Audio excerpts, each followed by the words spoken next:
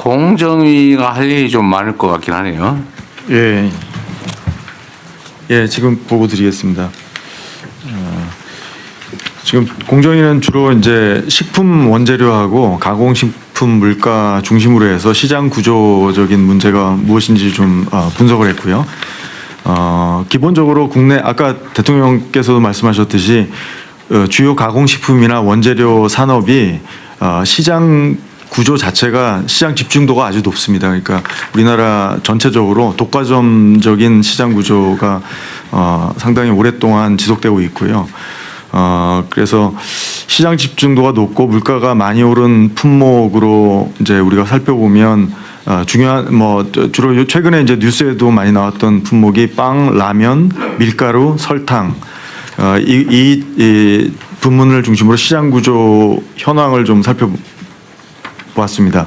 결론적으로 말씀드리면 소비에 가까운 전방 산업인 빵이나 라면은 원재료 가격 결정 구조가 상당히 비효율적입니다. 예를 들어서 독과점적인 구조 속에서 초과 이윤을 획득한다든지 아니면 가격 담합을 할 수도 있는 그런 시장 구조를 가지고 실제로 저희가 그 가격 담합 사건을 지금 다루고 있는 것도 있습니다. 그리고 후방 산업인 아까 제가 원재료죠. 밀가루나 설탕은 과점 구조, 관세 체계 하에서 초과 이윤을 얻기 위해서 가격을 인상했을 가능성이 있는 것으로 보입니다. 각 시장별로 말씀을 드리겠습니다. 먼저 제빵 시장이 이제 최근에 화제가 됐는데요. 그래서 제빵 시장에서 저는 이제 어느 정도 여기서 독과점적인 구조가 이 제빵 회사들의 어떤 초과 이윤을 획득하는 수단이 아니겠느냐 이런 관점에서 들여다봤는데 예상했던 것보다는 이 제빵 계열사들의 영업이윤율은 상당히 낮았습니다.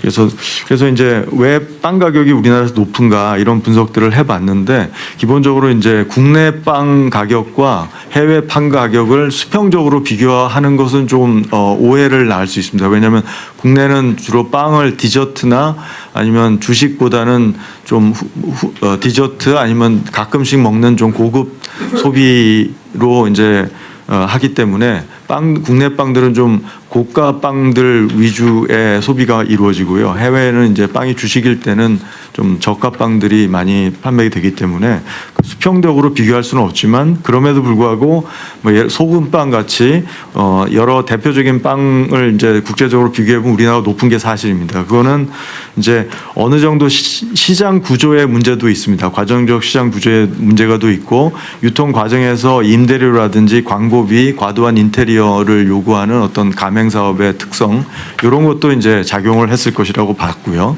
그럼에도 불구하고 요 소비재로서의 빵 산업 기업의 영업이익률이 낮았어요. 그러면 이 높은 빵 경업으로 과연 어디가 이익을 얻느냐 이런 의문이 생기는데요. 결론적으로 저희가 이제 파악한 바로는 밀가루나 설탕, 계란, 우유 이런 것들이 이제 빵의 주 원료인데요. 이 주 원료 산업의 시장 구조가 마찬가지로 독과점적인 구조를 가지고 있고요. 그리고 각각의 시장이 그 나름대로의 제도적 특성이 있습니다. 그래서 그 제도적 특성이 상당히 오랫동안 정착이 된 특성들이 있는데 그런 것들을 전면적으로 좀 재고를 해보고 개선할 방안을 찾아봐야 할 필요성이 있는 것 같습니다. 다음에 라면 시장을 보시면요. 라면 시장도 4개 기업이 시장 점유율이 95% 이상의 아주 독과점적인 구조를 조금 추격해서 속도를 내줍시다. 예. 그래서 영업이익률이 낮은 편이고 라면 시장 같은 경우는 이제 가격이 비교적 이제 위아래로 유동적으로 움직이는 것을 봤을 때는 가격 경직성 이런 것은 없는 것 같고요. 그래서 문제가 있는 거는 이제 저희가 파악하기로는 밀가루와 설탕인데요. 밀가루는 마찬가지로 3개 기업이 70% 이상을 이제 차지하는 과정 구조를 가지고 있습니다. 그래서 원가 상승률에 비해서 판매 가격 인상률이 더 높고요. 그리고 판매 가격이 인상되니까 또 마진율도 개선되는 것으로 봤을 때 판매 가격 인상이 뭔가 초과 이윤을 목적으로 한 가격 인상이었을 가능성이 높다고 저희는 판단하고 있고요. 제가 그리고 좀 주목했던 것은 수입 가격과 국내 가격의 격차입니다. 근데 수입 가격과 국내 가격의 격차가 예를 들어서 대한제분 같은 회사는 230,000원 톤당 230,000원 그러니까 23만 원이죠. 톤당 23만 원에서 최근 4년 동안 올해는 33만 원까지 올랐어요. 그러니까 3분의 1이 오른 거죠. 그리고 마지막에 이제 설탕 시장인데요. 세계 기업이 94%를 차지하고 있습니다. 독과점 구조고요. 여기서 설탕 시장은 주로 이제 정제당 시장입니다. 원당 수입 가격이 하락하는데 설탕 가격은 계속 상승하고 있어요.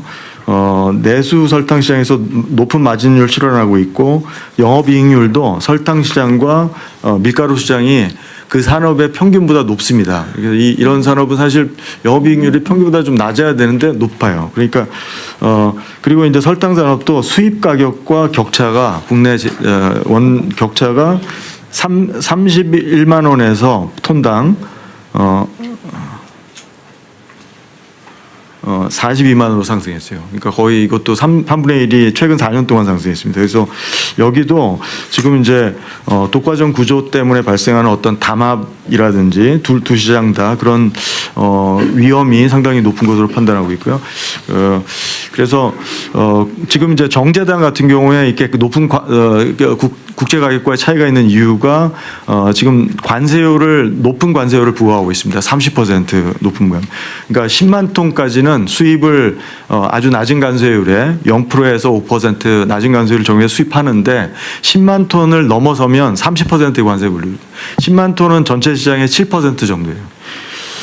그래서 앞으로 공정위는 이런 가공식품 등 국민 생활 물가에 큰 영향을 미치는 이런 민생 밀접 품목에서 담합, 불공정 거래 행위 등 경쟁을 가로막는 행태를 계속 모니터링하고 문제가 있다고 의심이 되는 부분에서는 직권 조사를 강력하게 해서 엄중하게 감시할 예정이고요. 위법 행위에 대해서는 단호하게 대처할 예정입니다.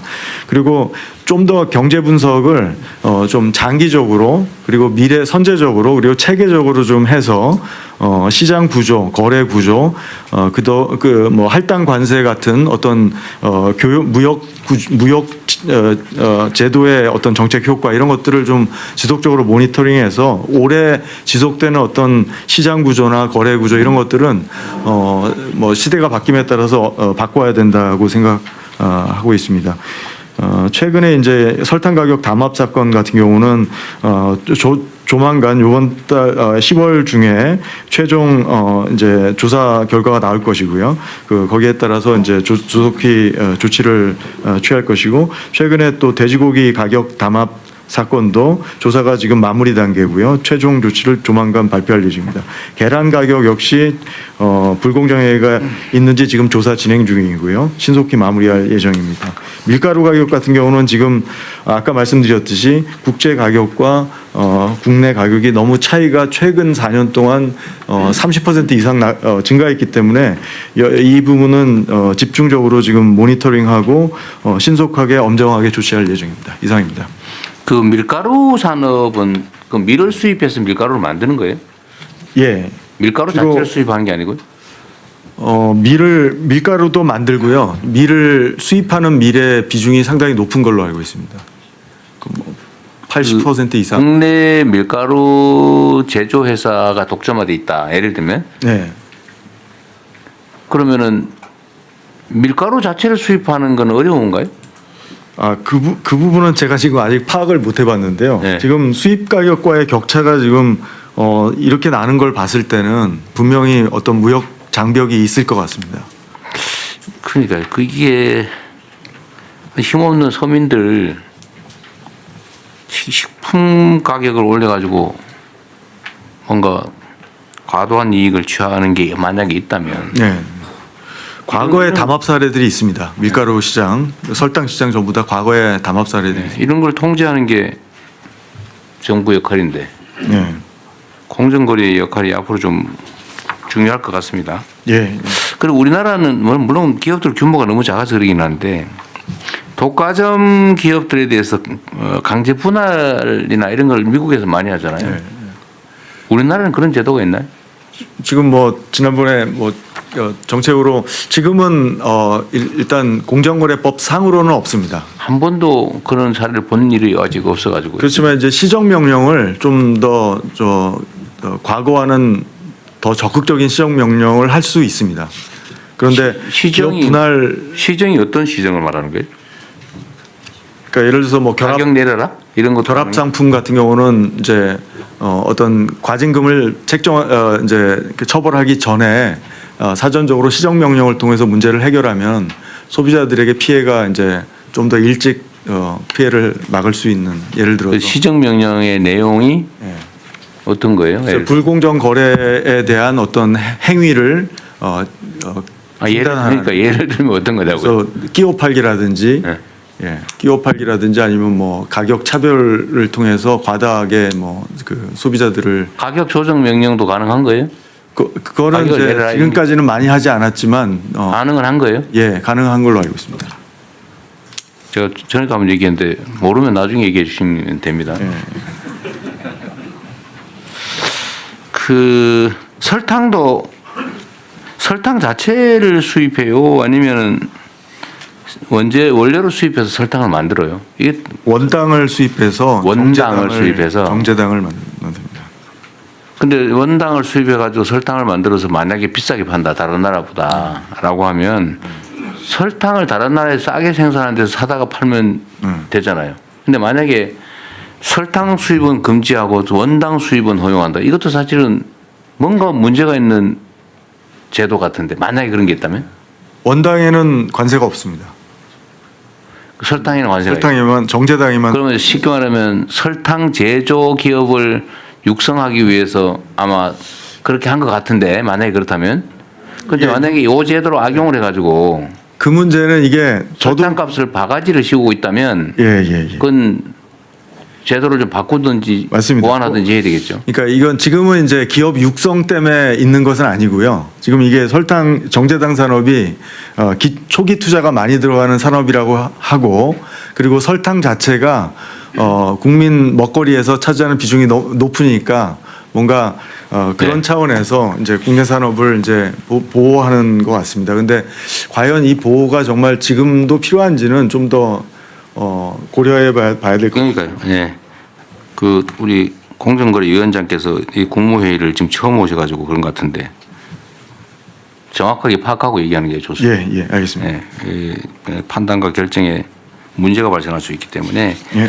하여튼 이건 하나의 예인데 저도 몰라요. 근데 예인데 하여튼 어떤 제도를 설정을 했는데 어떤 특정한 목적을 위해서 제도를 설정했는데 그 목적 달성 효과보다도 그걸 악용해 가지고 그런 폐해가 더 크면 그건 시정을 해야죠. 각 부처 다 똑같이 마찬가지입니다. 지금 얘기를 들어보니까 이게 다른 나라보다도 설탕 가격이 불합리하게 더 비싼 이유가 국내에서 생산되기 때문이다. 근데 만약 국내 산업 보호라고 하는 측면이 꼭 필요하면 뭐 감수해야 되는데 이게 부당하게 이익을 취하면서 국민들한테 물가 부담시키고 그런다면 사실 그런 제도 유지할 필요가 없죠. 아니 보완을 하든지. 그래서 공정거래위에서는 이 물가 문제는 이제 구조적인 예를 들면 이런 정상적인 방법이 없어요. 예를 들면 뭐 국내 영세농이 많으니까 그건 어쩔 수 없잖아, 그죠?